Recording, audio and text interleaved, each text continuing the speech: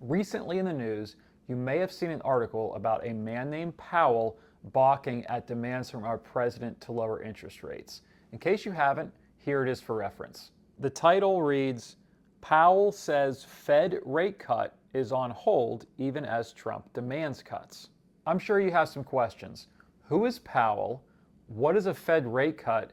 And why does President Trump want to cut rates? Let's dig into this. First, we'll start with the Federal Reserve Bank of the United States, also known as the Fed for short, what they do, and the tool they have to influence markets. The Fed is an independent entity within our U.S. government.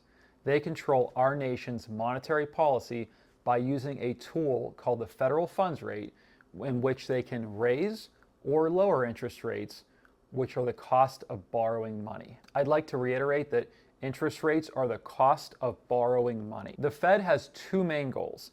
The first is they want the majority of Americans employed, and the second is they want stable prices for Americans. Jerome Powell is the head of the Federal Reserve Bank, and he often speaks on their behalf.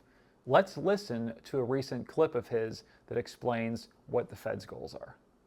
The Federal Reserve remains squarely focused on achieving our dual mandate goals of maximum employment and stable prices for the benefit of the American people. When the Fed wants to stimulate economic growth or prevent unemployment from rising, the main tool it has is to lower the federal funds rate, or the cost of borrowing. That makes borrowing cheaper throughout the economy and encourages spending and investment. Large cuts typically occur after major economic downturns such as the 2008 Great Financial Crisis, or most recently, the 2020 COVID situation. Conversely, if the Fed thinks the economy is too hot and it wants to cool it down, it can raise the federal funds rate, so it makes the cost of borrowing more expensive for everybody, which will slow down investment and business spending. This encourages saving. It most recently happened in 2022 into 2023 when inflation peaked at just over 9%. So now that we understand who Powell is, the role of the Fed, lastly, why does President Trump want rate cuts now? I haven't called him, but I believe he's making a mistake by not lowering interest rates, and I think as well as we're doing, we'd do much better. So Trump essentially wants to stimulate the economy by decreasing the cost of borrowing for everybody. This should lead to greater investment, and also when rate cuts occur, typically the stock market does well. Lowering interest rates is not without risk. There's always a chance that inflation heats up again. If we want to think about inflation a few months ago, the price of eggs were just through the roof. Something like that could occur, and that's why Jerome Powell, the chairman of the Fed, doesn't necessarily just want to lower rates at every chance he has.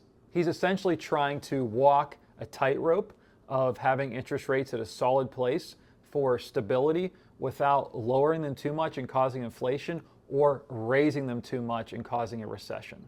Let's listen to his latest stance.